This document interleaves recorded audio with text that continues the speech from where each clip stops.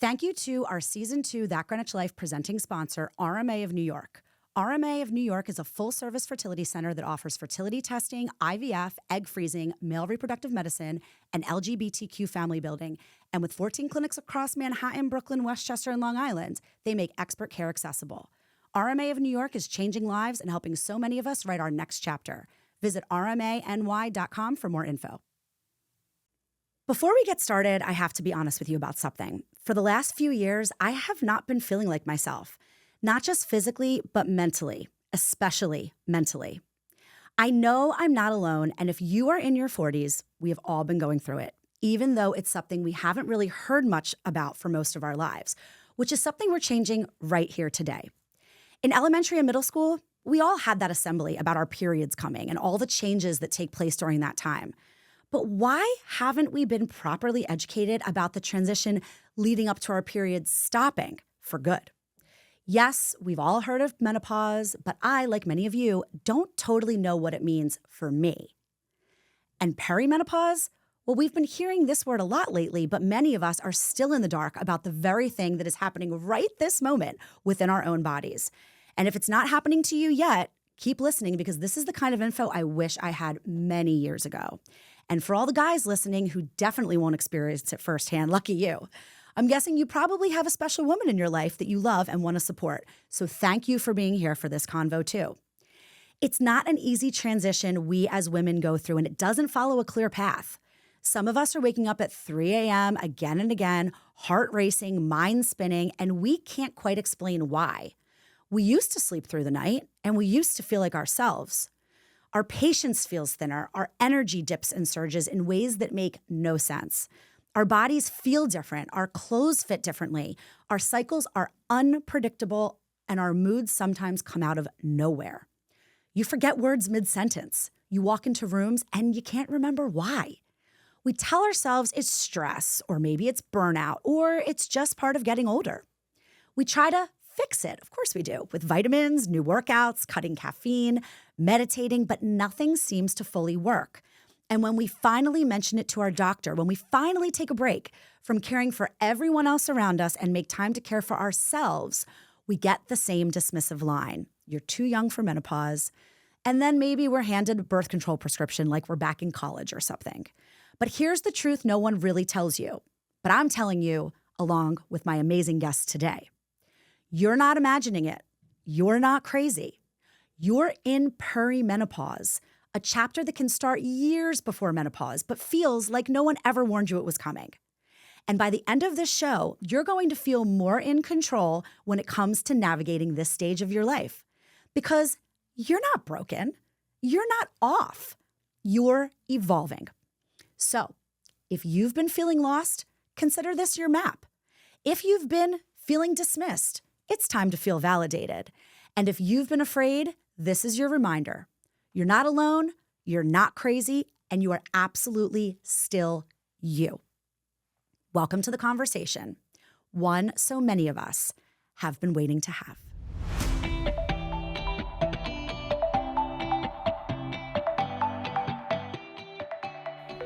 Hi, I'm Dorothy, a reformed celebrity gossip girl.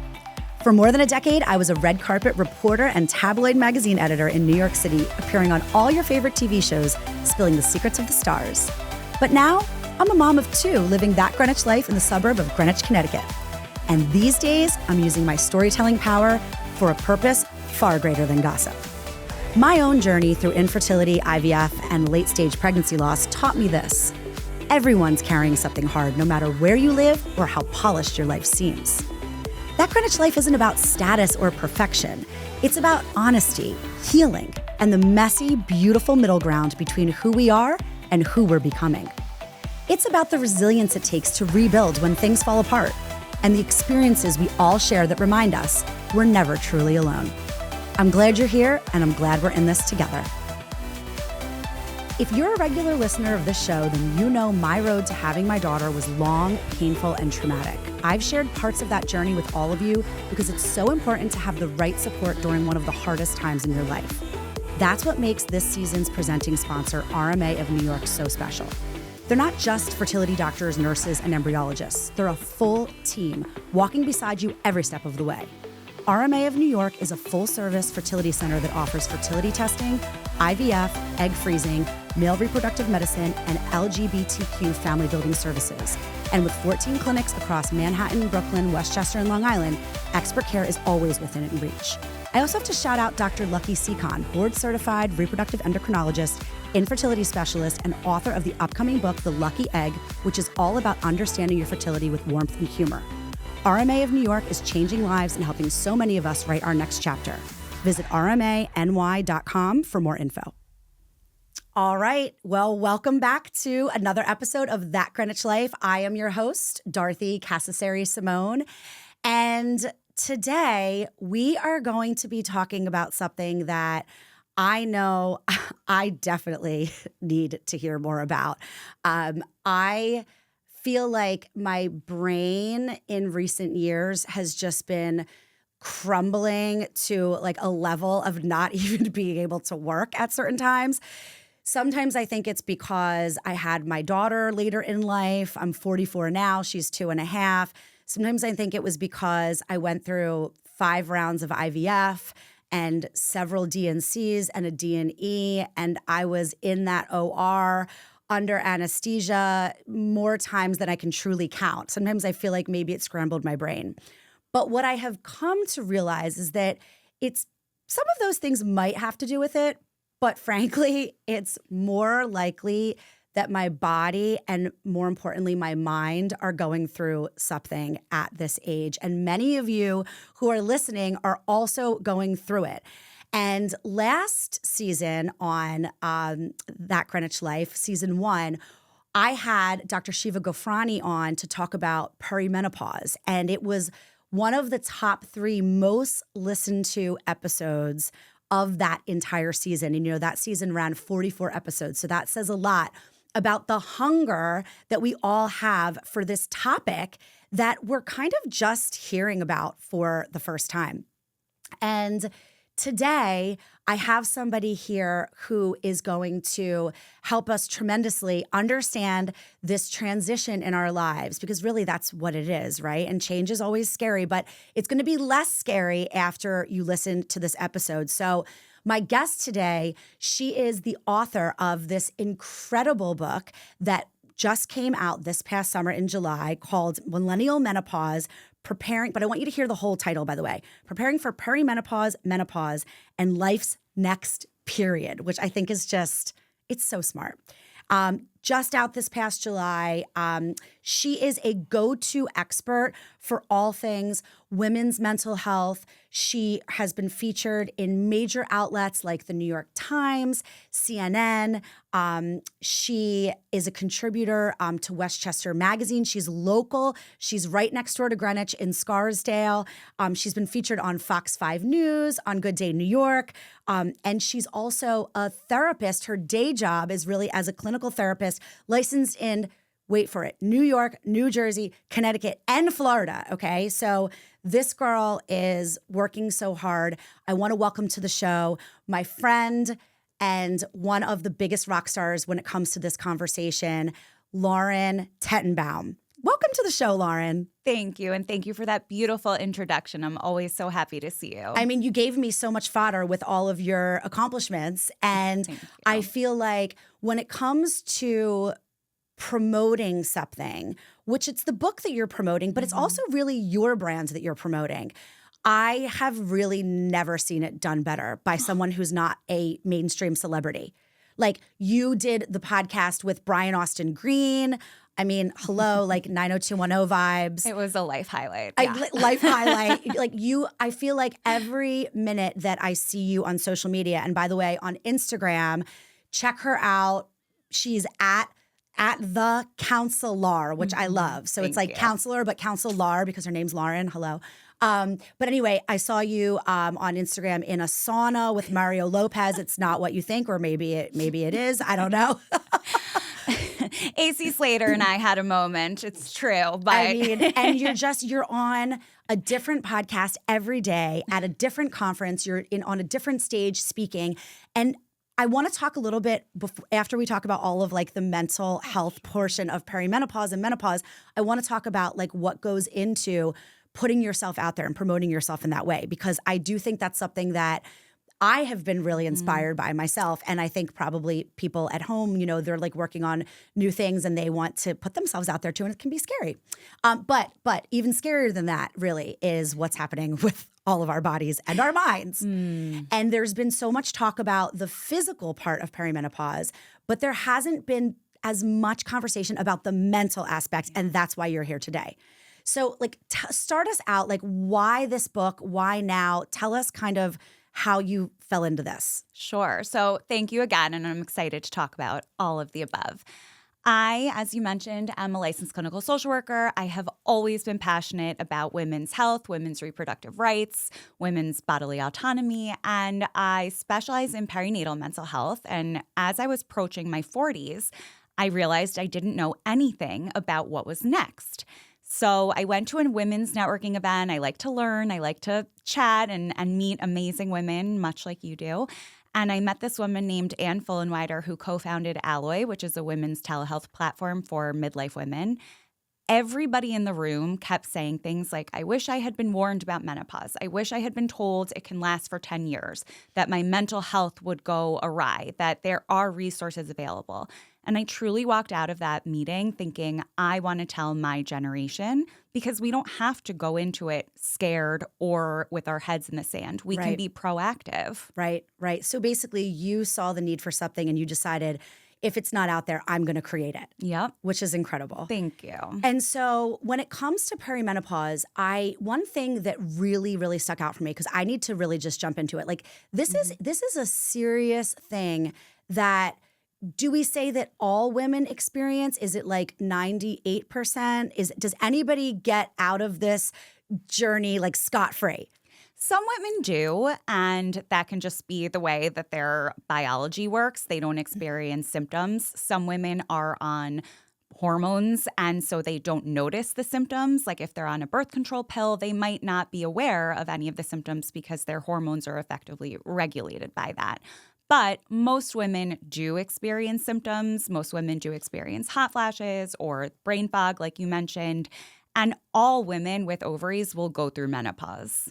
Right. So that is a very stark reality for all of us. And yet, why are we not learning more about it and what it means for us? Like you're changing this with your book. Thank you. The answer is that women are not valued the way they should be in society, in pop culture, in media, in science and research. And that is slowly changing, although there's a lot that we're up against when it comes to funding for women's health at the moment. But just having conversations about previously stigmatized topics like menopause, that really makes a difference. And we are shaping the movement. I really believe that.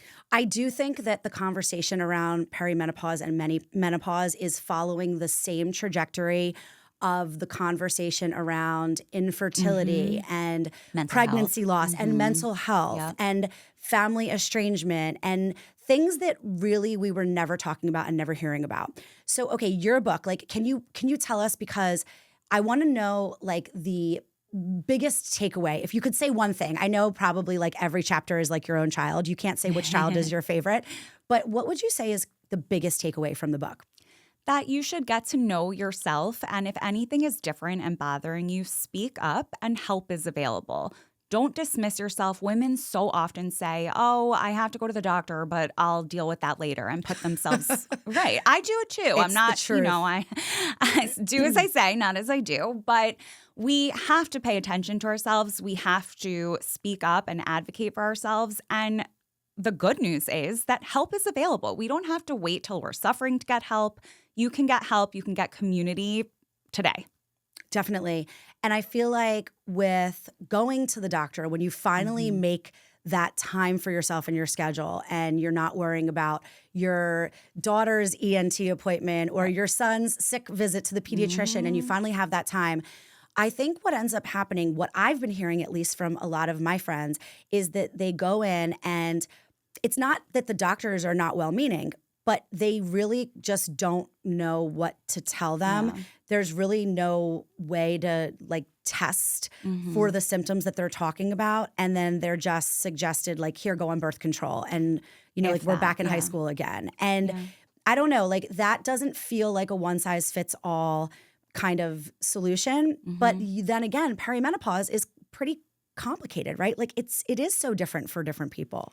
It's absolutely different for everyone. And it does involve a lot of trial and error, which, of course, as busy women in midlife, who has the time for this? That's right. Excuse my language. Yeah, but it's right. But it's our health, and I really believe health is wealth, and you have to be patient with yourself and not just take the one offering as your answer. And doctors and medical providers were effectively scared off of hormone therapy, which is the gold standard for treating perimenopause symptoms, because of a study that came out that I know Dr. Gofrani has talked about. Yes. And that also is changing. Now medical providers are getting required to take more training. It's slowly but surely headed in that direction. But if your provider is saying something like, I don't know about perimenopause, or if you're still getting a period, you're not eligible for hormone therapy, that's a red flag. And I would say go to someone certified by the Menopause Society. I just became a Menopause Society certified practitioner myself. Ooh. Yes. And I'm not a prescriber, but I know what I'm talking about. And that's what you want to find in a provider and build a collaborative care team. The Menopause Society. Now, this is the first that I'm hearing about this. And is this an organization of providers who are just their main goal is to help women navigate this time in their life? Well, this is a great resource. Thank you for sharing this with our listeners. Absolutely. The thing is, I am seeing more and more that doctors are branching out and taking on more of a specialty role with this. Like Dr. Gofrani, for example, she has more of a concierge type service where, you know, if you're not getting what you need from your regular OBGYN, because frankly, I remember her saying this to me and it's the truth. Like they're seeing back to back to back patients like all day long, delivering babies, doing all these things. And they just, it's not that they don't want to hone in on what they can do to help you, but sometimes they just don't have that time. Yeah. And so somebody like Dr. Gofrani or I know Dr. Alicia Robbins. Yes, who are both in the book, heavily featured. I 'Cause love they're that. brilliant and amazing. Oh my gosh, I love that. Like they are there for women for everything that women need, because it's almost like at this point, women have to go to a specialist to deal with this time in their life, right? I would say so, and that's okay. We don't necessarily think that the doctors delivering babies and studying that phase of a woman's reproductive health should be the person who's also focusing on your midlife phase or post-baby phase. Right. Although I will say you can still get pregnant and have a healthy pregnancy while you're in perimenopause. So if you don't want to get pregnant, consider forms of contraception. Right. Okay. That's good to know. I don't have to worry about that anymore. But many women do, and then they're surprised. Yes, that ship has sailed. But okay, so in terms of perimenopause, everybody knows like about the hot flashes, and actually, I've had this problem with my left shoulder for months now. And 3 different people have said to me, I really think it's frozen shoulder from perimenopause. Is that legit? Oh, it's so legit. And surely rule out other symptoms. Right. Or like if you were playing tennis and you popped it, maybe it's... No, it's completely fine on the MRI. I've gone to the specialist. Everything structurally is completely fine. There's nothing like visibly wrong from a doctor's perspective with the shoulder. So it could be perimenopause, right? It absolutely could be. And like some of the other physical symptoms, right? Like, take us through them. So some of the other lesser known ones, but they're fairly common. They're common enough. The other frozen tinnitus. shoulders. Oh, tinnitus. Ringing in one's ears, Yes. a metallic taste, itching all over, which sounds horrible, and my heart goes out to those women who experience it. Weight gain in the midsection is very common because our bodies are changing. I'm definitely suffering from that symptom for sure. But so many of us are. The night sweats, which are hot flashes at night, different histamines. Your body changes its reactions to certain allergies. Your voice can change. There are so many physical symptoms. And then, of course, also mental health ones. Right. So let's talk about the mental health portion of this, because this is really your specialty and you help so many women Thank through you. this, right? I mean, that's what you're Yeah. there for. I mean, let's be honest, like anybody in this stage of life needs to be making time to see a therapist. Even if it's not weekly, I agree. it's got to be like every other week or at least once a month. Yeah. Because I think especially for busy moms, we are taking care of our kids nonstop and you can't pour from an empty cup. No, you cannot. And I totally agree. And I say this about motherhood, about returning to work, about any change in life, moving to a new town. Change can be hard. It can also be amazing. It doesn't necessarily need to be bad, but it's strange and you're navigating a whole new identity. And menopause, by definition, is a life transition. So I do think that women deserve extra support during that time, even if they're not having a hard time. You know what the most important part of this show is? You. Yes, you. The person listening while you're dropping the kids at soccer, folding laundry, or walking your dog. You make this show what it is, and it's your support, your time, and your energy that brings it to life every week. So can I ask a quick favor? It'll take just 20 seconds, I promise. Head over to Apple Podcasts or Spotify, hit that follow button so you don't miss new episodes, and leave a quick rating or review. Another great way to spread the love, pop the link to the show or your favorite episode into a group chat so more friends can check it out. These small gestures make a huge difference, and most of all, they help the message reach someone who needs it the most. As always, be sure to follow me on Instagram at DorothyOnTV and check out DorothyOnTV.com for the latest updates and to shop our brand new merch. And now back to the convo. Right. And it's so crazy that it's a life transition that we're just kind of hearing about now that we're actually in it. Yeah. As opposed to Learning. as we go and as we grow and we age. Yeah. So the mental health portion, did I hear you say something like really alarming about suicidal ideations and how that can be a part of perimenopause and menopause symptoms? Yes. That's really, really frightening. Talk more about that. Sure. So I'll back up and give sort of an overview. During perimenopause, the hormones, primarily estrogen and progesterone, are fluctuating. They're like a roller coaster. And it's that high and low roller coaster bit that causes the symptoms. Up to 70% of women do experience mood shifts. So that can mean irritability, rage, anxiety, depressive symptoms. That's a large percentage. It is. And that doesn't mean that they're necessarily meeting the criteria of major depressive disorder. But as a clinician, as a person, I like to treat the symptoms, not necessarily the diagnosis. So I don't care, or it doesn't matter to me if you're struggling with getting out of bed and really severely suffering from depression, or if you're having a hard time and something's off. Whatever it is, you deserve support. So I love that. Thank you. And in addition to that stat, we know that women are up to 2 to 5 times more likely to experience depression during perimenopause compared to other phases of life. Wow. Yeah, they're at higher risk, especially if they've had other reproductive related times of depression, episodes of depression. So maybe postpartum depression or during puberty if they experience depression, because it's hormonal. It impacts all of ourselves, right? Right. But I know that that's scary, but I hope that it's empowering, because if we know that, if we know ourselves, we know our own health histories, we can say, okay, now I'm going to be on the lookout for certain symptoms. When I know I'm feeling off, this is what it looks like. This is what I need to feel better. This is my support team. And some of those women do experience suicidal ideation. And fortunately, help is available. And Right. that's really the conclusion that I want women to draw. Well, so for women who are listening and just sometimes feeling like, I don't quite feel like myself, but why? I'm in my 40s. My kids are all doing like okay. My life is pretty good.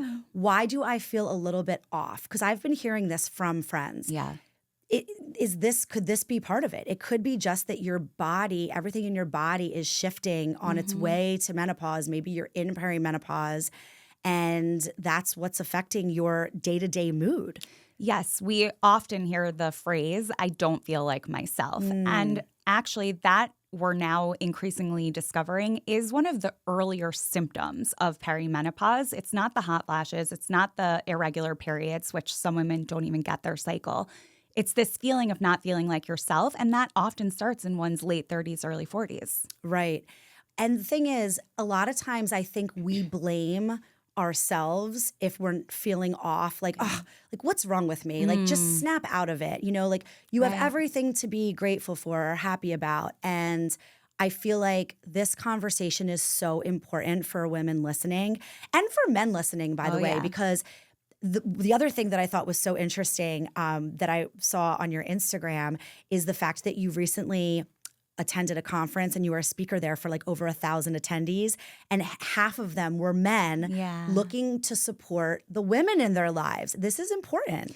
I agree. I have a whole chapter dedicated to men who care about millennial women. Yes, the book is for millennial women, but also for anyone who cares about them. And men all know a woman going through menopause. It could be their wife, could be their sister, colleague, whoever it is. So men absolutely are a part of this conversation. Men are probably the ones most in the line of fire. I would say my husband probably is with all of my hormonal fluctuations and like when it's that time of the month or the full moon comes around. My husband jokes that it's, time for the werewolf to come out. And, we joke about it and it's not in a condescending way. It's just, he's just speaking a truth. And I love the levity. I am such a fan of making light of things. And what you're really describing, jokes aside, is that he knows you. He knows, what you need. Maybe at that time of the month, you need more alone time or to sleep in or whatever it might be. And that's beautiful. That's a great way to show up and support you. Well, yeah, because I don't think as women we can go through all of this on our own. No. In fact, just last week or so, it was like around that time of the month, my hormones were kind of raging, and he pretty much, I would say, sent me to my room in the nicest, kindest possible way, where I was in the kitchen and I was firing out dinner for the kids, and this thing was dropping, and like this, my daughter was like screaming to Alexa to play Moana, and my son was trying to talk to me about Fortnite, and there were 1,000 things going on, and I think he could tell that I was starting to just get really overstimulated crazy and overstimulated. Yep. And he's like, okay, why don't you just like walk out of this room, go upstairs, go do something, meditate, like look at Instagram, do whatever you do, and I'll take care of it. And I had a hard time accepting it. Oh no, girl! I know. I had a hard time accepting it initially because I was like, well, like I was kind of snappy, like, well, what are you? Oh, are you going to put all the dinner out for everybody? And he's like, yes, I am. Goodbye now. I love that. I know. It was really, really helpful, and I wouldn't necessarily say that. Historically, that's always been who he is or the kind of husband that he is. But I think in having conversations with him about the things that I'm going through and the different ways that I'm not really feeling entirely myself, I think he starts to like tune into it. Amazing. So the male portion of this is important, even though those lucky jerks don't have to go through any of this firsthand. That's right. But they really are available and can be so supportive. And so many of the women I interviewed said that the men in their life, whether it was a husband or a brother, they noticed, you're not quite like yourself. Let me help you. What do you need? And that can take the shape of here's your quiet time, or let me handle the kids, or let me look into a provider for you. Whatever it is similar, I think, to a fertility journey when it's the woman dealing with medical issues, because it's the woman's body, but her partner is along for the ride. Yes, that's a really good point. And her partner is still subject to, probably like the first person subject to all of the mood swings and things like that. For women who have gone through a difficult fertility journey, is perimenopause and menopause different for them? To my knowledge, there's no research confirming in either direction, and none of the fertility specialists that I spoke with knew of any data. Right. But we are aware more sometimes of the ways that hormone fluctuations can impact our mood if you've, let's say, had a retrieval or things like that. I work with a lot of young women who go through tremendous mood issues following an egg retrieval, and they're caught off guard. And then it's a similar sort of situation when they're going through perimenopause because you just don't realize how your hormones can impact you. So it's just a point of reflection and opportunity to gather information, but I don't think that there's any data available on timeline or anything like that. So I wonder if there has been any real research dedicated to that, because when you think about women going through fertility, what is that one drug, oh my gosh, that basically puts your body into menopause? I can't remember the name of it offhand, which is actually a good sign that I'm not able to remember all the details of that nightmarish journey that I went through, but it shows kind of like how we are able to store things in long-term memory. But you know, like you put so many hormones into your body during those years, and then I'm not a scientist and I'm certainly not a doctor, but I can't imagine that there's not some kind of an impact. So I feel like as this all evolves, as this conversation evolves, I'm hoping that they will dedicate more time and research to also just women that have gone through all that. Absolutely. And we do have some research that says that stressful experiences, adverse childhood experiences, low socioeconomic status, trauma, that can impact the severity of the symptoms. And of course, for many women, unfortunately, their fertility journeys can be considered traumatic, a lot for their body and mind and soul.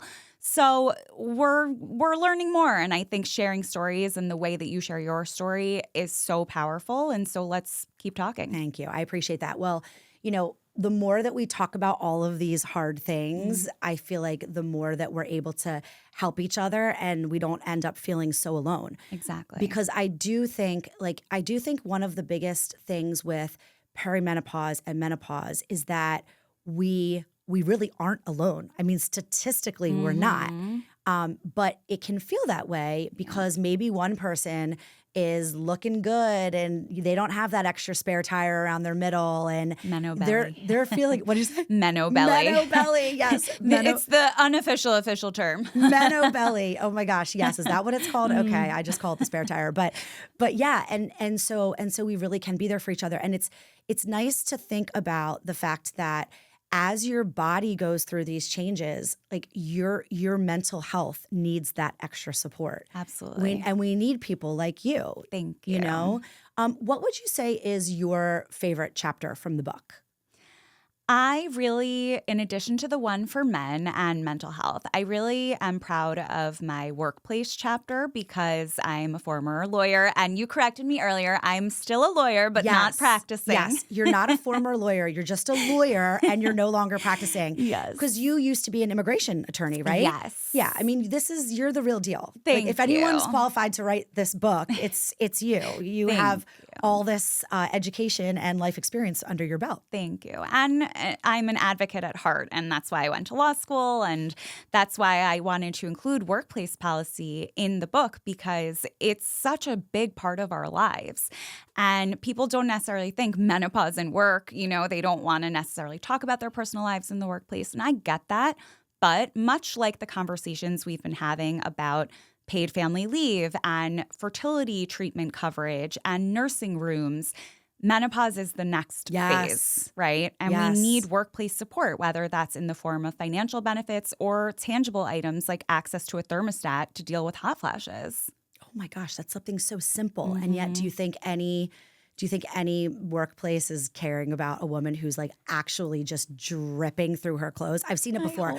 I was in the green room and I've seen it. So, okay, so the thing that I want to talk about also is the promotion of this book and the promotion of yourself. So I want to just tell a really quick story because you had such an important role in the birth of this podcast, That Greenwich Life. I don't know if you're entirely aware of that.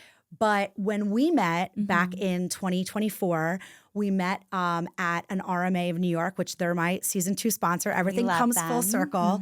But we met at an RMA of New York event where I was moderating a panel. Yes. And it was an incredible panel about the story of these women, these 3 sisters who had helped the one sister have a baby. One was the surrogate. One donated the egg. It was such a gorgeous story. And we met afterward. And we were chatting, and I had just gone into my old podcast studio and I had just been offered the opportunity to do this show, maybe a month or so earlier. And my daughter was only 1 year old. And I didn't feel like I had a lot of time to do a podcast. And so we were chatting, and I don't know, something about your energy, and also Alexis Sorrell, like something about your energy and your enthusiasm, and something about it. When I left that event that night, I said to myself, you know what? When is there going to be a good time for me to just get started? I have to just start. I have to just go in. Maybe I don't have a plan. Maybe I don't know what I'm doing. Most of us don't know what we're doing. Let's be honest. And I was just so inspired by that conversation with you guys. I don't even think I had even really told a lot of my friends because I think it didn't feel real. Yeah. And then I went home and I said to myself, okay, let me email them back. Let me set up some time to go in and let me just kind of get this thing off the ground and running. And that's what I did. And it was truly after that night in Scarsdale. And here we are in my brand new studio. And so, you know, you were a huge cheerleader for me, even though we had just met. You had such beautiful energy. And I definitely am here as a huge cheerleader for you. I want you to tell me about the book tour. Sure. Because you had an event at Manolo Blahnik in the city. You, like we said, we were on Brian Austin Green's podcast. Yeah. I know that you did a podcast with Caroline. And I love her, but she's so fashionable and fabulous and amazing. You've literally done all of these insane things. I know that you were at an event here in Greenwich at Athena Books, which I wasn't able to make that night. I was so bummed out about. My friend Jen Bird owns Athena, and it's love Athena. Yeah, it's an amazing bookstore. Hey moms, dinner doesn't have to be a hassle any night of the week. Constantino's of Greenwich makes it easy with delicious homemade options for everyone in the family. The best pizza, pastas, salads, sandwiches, and chicken dishes. And don't forget the ice cream. The cannoli flavor is my favorite. Your kids, like mine, will be begging you to order from Constantino's. And with pickup, delivery, and catering, it couldn't be easier. Visit Constantino'sofGreenwich.com for more. You're just like, you're literally everywhere. Every single podcast, every single event. Like, how? Tell me, do you have an amazing publicist?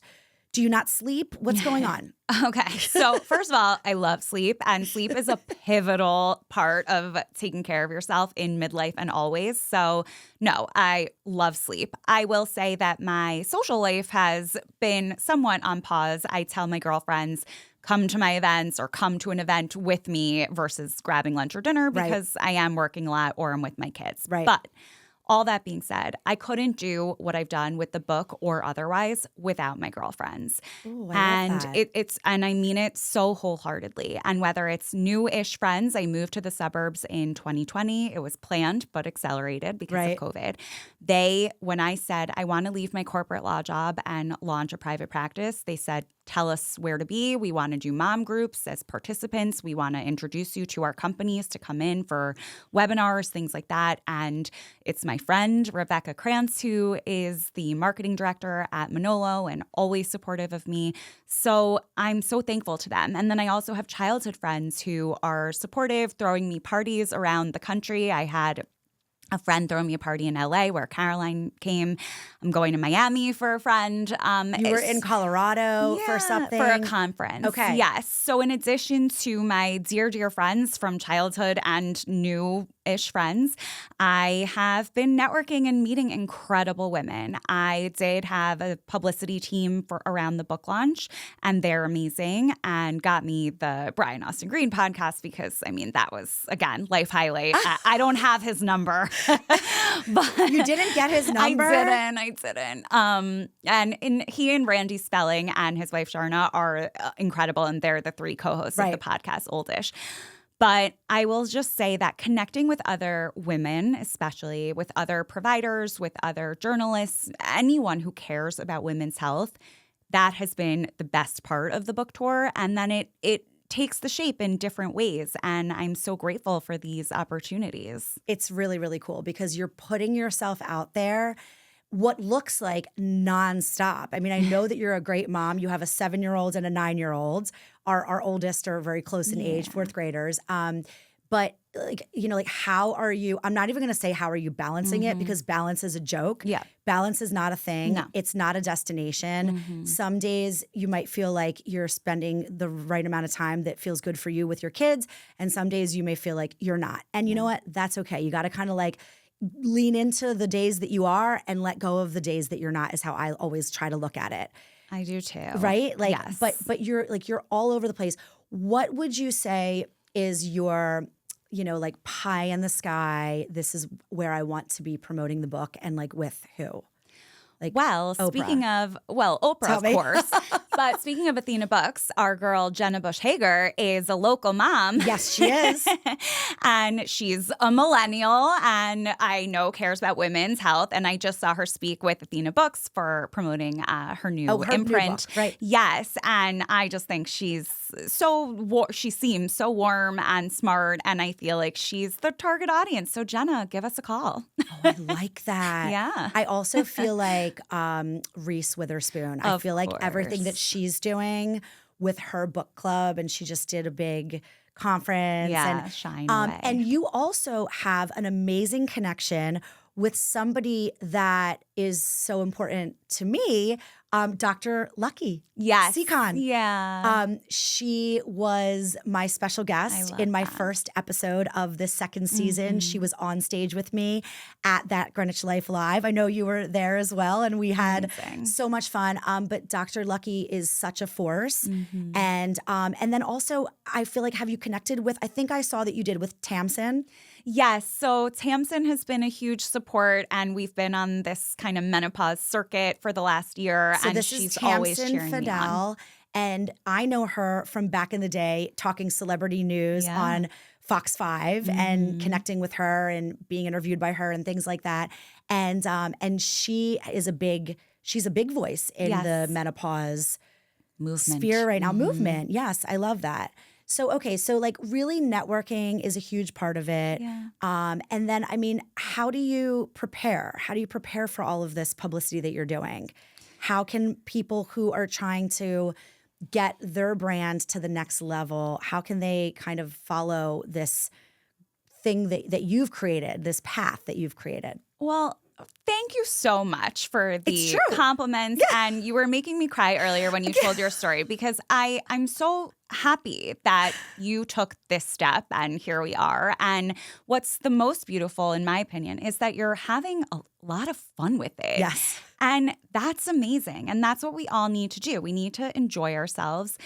If you hadn't had success, financially or otherwise with the podcast, but you were still having fun, I would say that's still a win, right? Go for it. And for me, I too just went for it. I didn't have a business plan when I started a private practice, but I was doing things that I loved. I was talking with my clients, my patients, and I really love supporting women in their 20s, 30s, and 40s. I was doing these kind of corporate workshops, which I also get very fulfilled by.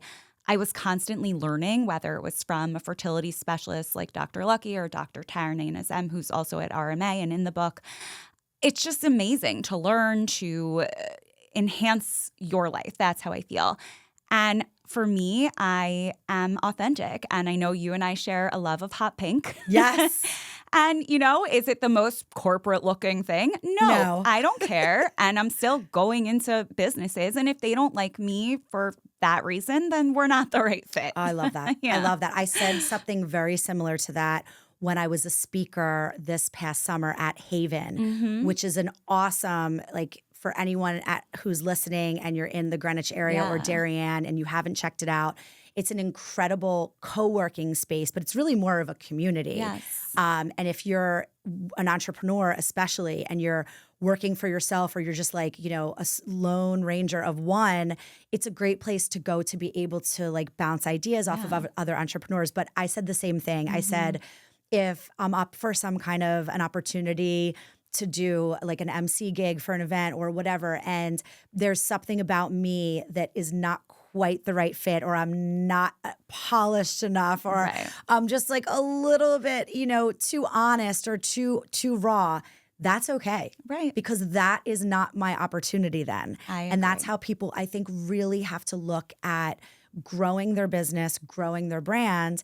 Not everything is going to be the right fit. And I think the things that don't quite fit, I think you just have to have faith that that wasn't going to work out great. And I'm just gonna let that one keep rolling, you know? Yeah. You have to be authentic. And it took me a while to get to this kind of inner peace. I have always been anxious and very driven and took things personally. I actually think being a mom has chilled me out a little bit and put things in perspective. And I am having fun and I am doing all these events because I enjoy them. And yes, there's a lot of travel, but like you said, balance. I look at a week and see, am I working late this night? So then I want to be home, the following night, whatever it is. But yes, yeah, that's exactly what I try to do too. What has been the hardest moment in this journey of yours? Like you just decided I'm going to write a book and now voila, you're an author and you make it look so easy to everyone who's listening and to me too. But I know that it's not easy. No. It's hard. I know that you probably were on that laptop, like middle of the night hours, jotting things down, doing rewrites, edits. What has been the most challenging piece of it for people who are thinking themselves about doing that, like writing a book, launching a podcast, launching a business, launching a new service, whatever it might be?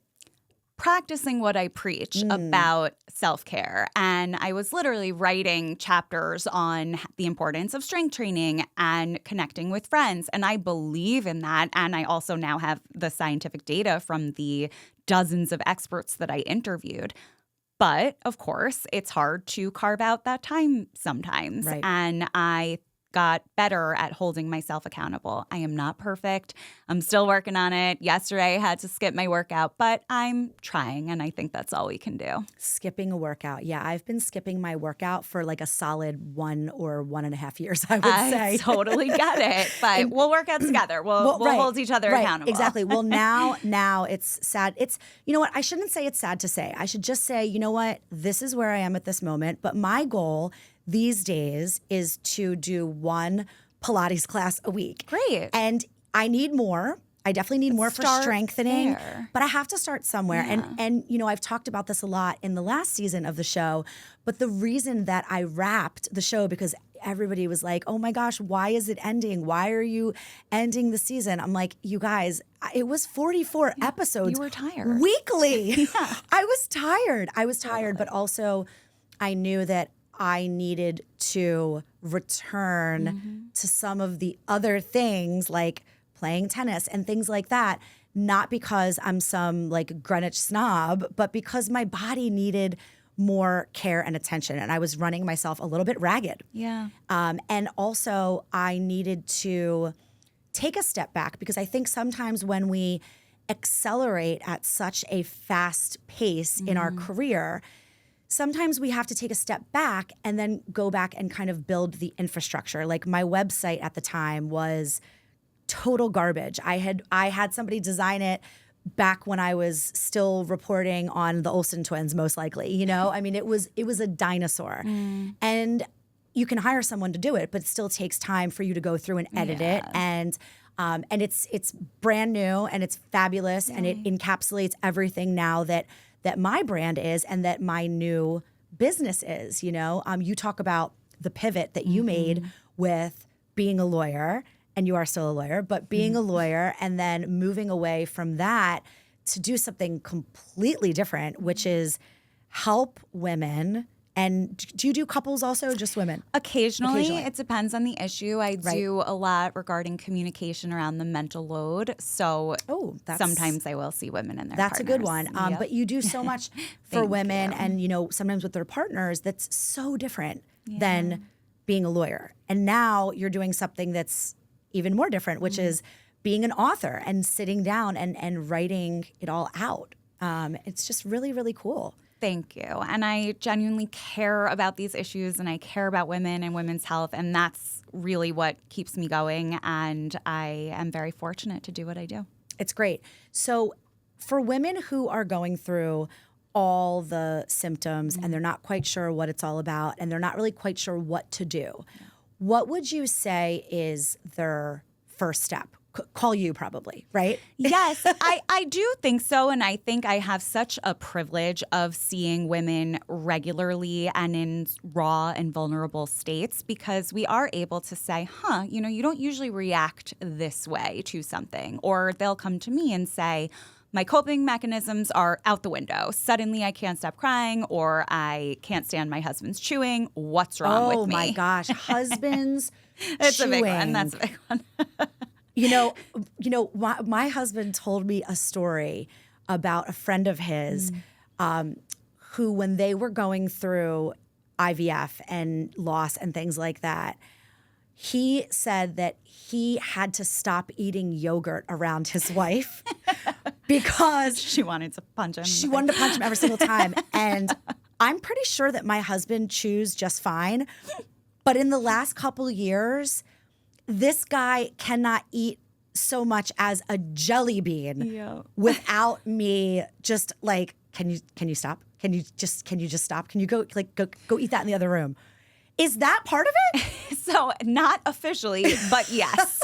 But unofficially. And to your point earlier about when you were overstimulated with the kids, it's this sort of sensory experience where everything's coming at us and there are estrogen receptors in our ears and everywhere. So it could just be this overwhelm by all of the senses. You're hearing this chewing and weird noise and that's bothering you. And then, of course, the inner dialogue of the irritability and the inability to say, oh, babe, can you go chew? Instead, it's like, oh my God, you're so effing annoying. Yes. like, can you stop eating? Just never eat What's food. wrong with never you? eat food again, please. Right. So I see a lot of women navigating that, and then I am able to refer them to a prescriber or maybe a nutritionist if that's what they want to work on. So in general, I say to women, track your symptoms and see what's bothering you the most so that maybe we can address that first. So you're a great resource to have because I think the majority of us are just confused about what is our body going through this change and what is an external factor. And they're probably all closely related, right? Yep.